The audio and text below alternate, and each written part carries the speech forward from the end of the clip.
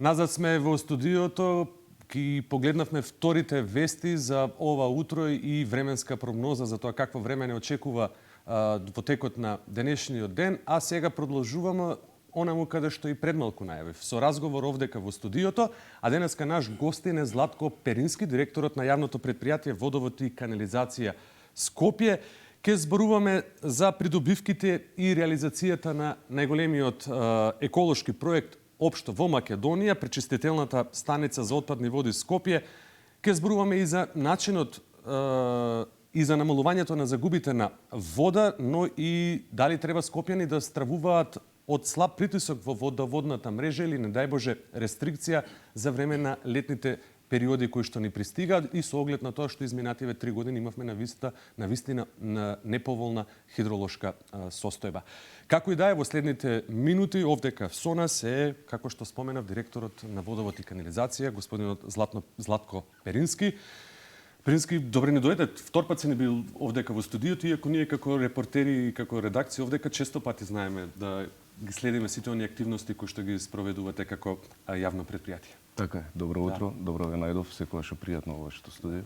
Разговорот сакам да го започнеме токму со она што го споменав и во најавата, реализацијата на најголемиот еколошки проект во Македонија. Нешто што не успеваше поготово последниве 50 години. Имаше иницијативи 2007-та, 2017-та повторно, но некако еве во месец март чинам дека заврши рокот за доставување на понуди. Ајде да објасниме на гледачите, ова не е само важен проект за скопјани, ова е важен проект за цела Македонија. Така е. Убаво споменавте, ова е проект кој што се најавуваше повеќе од една декада. На наше огромно задоволство веќе влегува во завршна фаза. 1 март заврши рокот за доставување на понудите за проектирање и изградба на пречистителната станица. Во тек е процесот на евалуација на истите. Очекуваме некаде за 3 месеци од сега или 6 месеци вкупно од 1 март навака да заврши оваа фаза на евалуација, пошто би следувало подпишување на договор и потоа од почеток на градежни активности кои што би требале да ја изградат пречистителната станица. Тоа значи дека се веќе обезбедени средствата горе-долу, дека еден од оние евалуација е да се избере човекот или фирмата која што ќе го прави овој проект. Така е. Средства се обезбедени.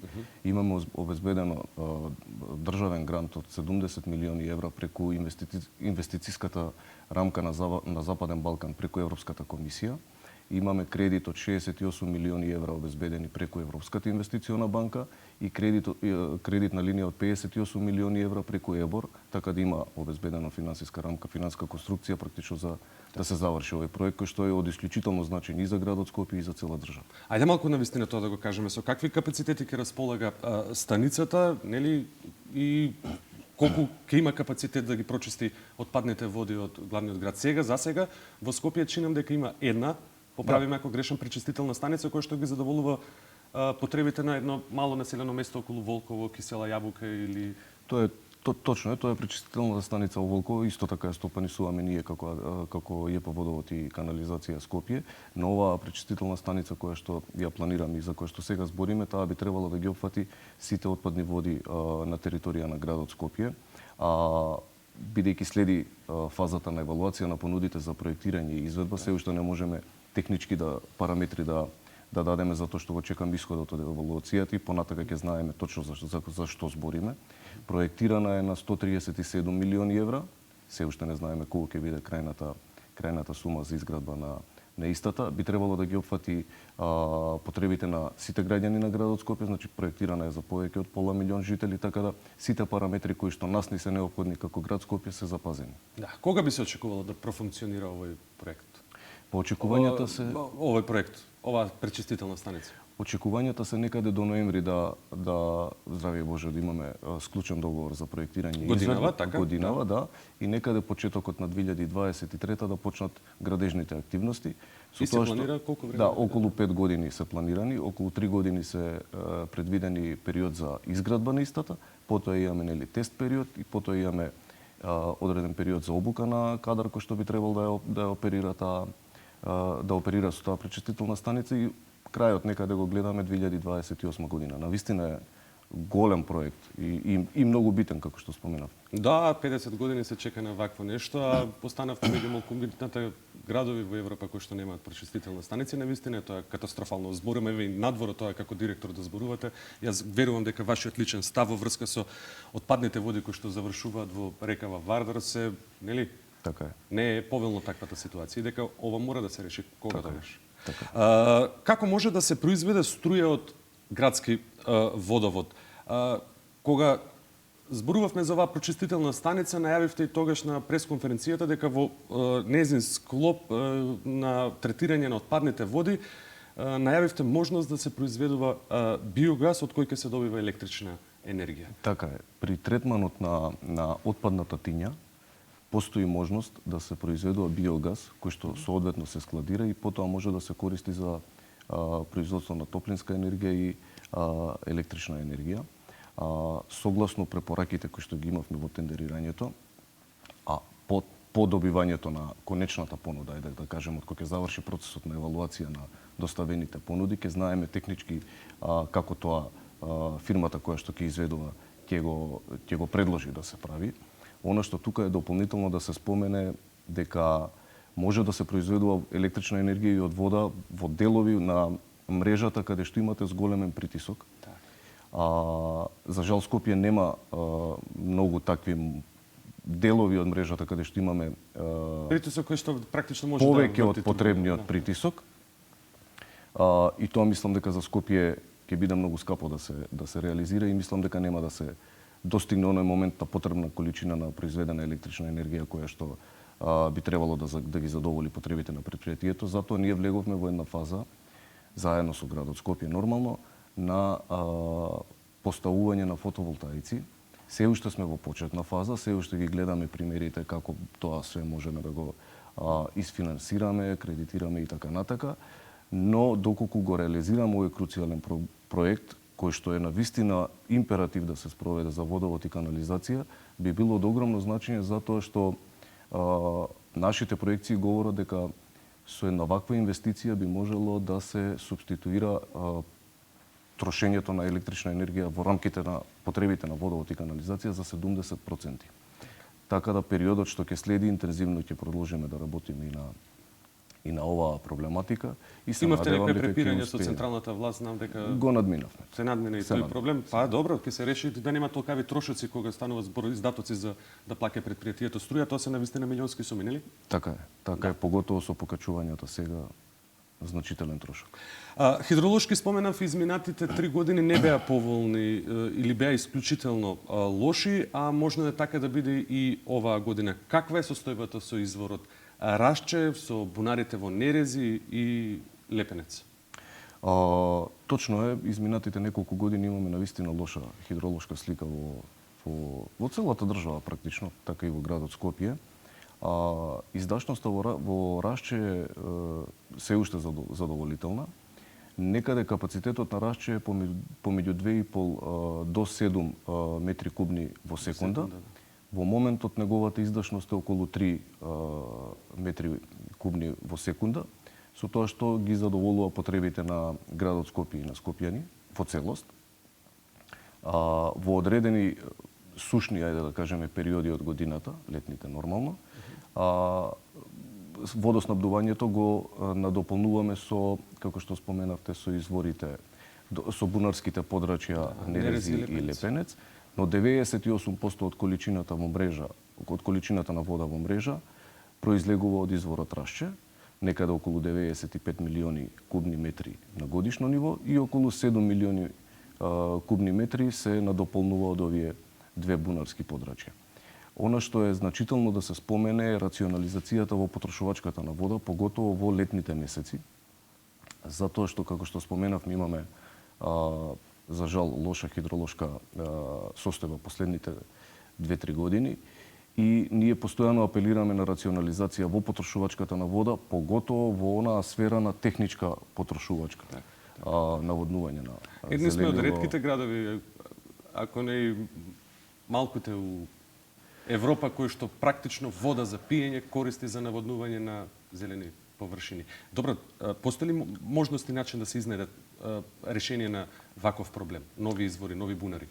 Постои, ние во моментот работиме на тоа. Во некоја подалечна фаза би ги вклучили јавното комунално предпријатие, паркови и јавното комунално предпријатие комунална хигиена, па тука дури може би и пожарна да се вклучи, затоа што и они нели им е неопходна вода за да си ја работат својата работа. Така. Во моментот работиме на испитувањето на квалитетот на водата и на издашноста на оние стари бунари на времето кои што градот Скопје ги користел. Тоа се бунарското подрачје Бутел, бунарското подрачје во Драчево, бунарското подрачје Инџиково, и ќе видиме каков исход ќе добиеме, и доколку немаме параметри на питка вода кои што би можеле да ја добиеме од овие извори, би требало нешто заеднички да направиме заедно со градот Скопје, и овие потреби кои што ги имаат останатите комунални предпријатија можеби би можеле да ги користат овие бунарски подрачја. Кога сме кај питката вода, треба ли Скопјани да стравуваат од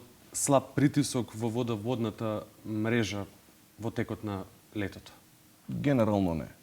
Значи, како што реков, минатата година имаме произведено и пуштено во мрежа некаде повеќе од 102 милиони кубни метри питка вода, кој што во целост ги задоволува потребите на градот Скопје и на сите граѓани.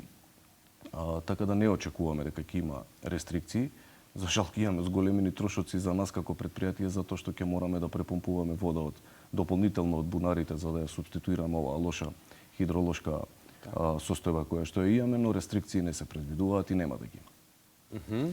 Со оглед на тоа дека градот расте, се шири, висококатници, веќе гледаме, издржува ли капацитетот на водоводната мрежа да постигне? Издржува. Малце поскапо за нас сето тоа да се испумпа таа вода онаму каде што треба. Поскапувањето, како што споменавме, си го прават своето, навистина финансиски сме малце повеќе оптеретени, но издржува. Генерално, она што треба гледачите да го знаат е дека водовод и канализација постои за одржување на веќе постоечката инфраструктура во делот на водоводна и канализациона мрежа, а општините и локалните самоуправи се оние кои што нели во своите плански документации се предвидуваат каде и како ќе се развиваат општината, и они се тие кои што би требало да инвестираат во водоводната и нова инфраструктура, така, која што понатака, нели од која ќе биде завршена, би требало да ја превземе водовод и канализација на одржување. Така.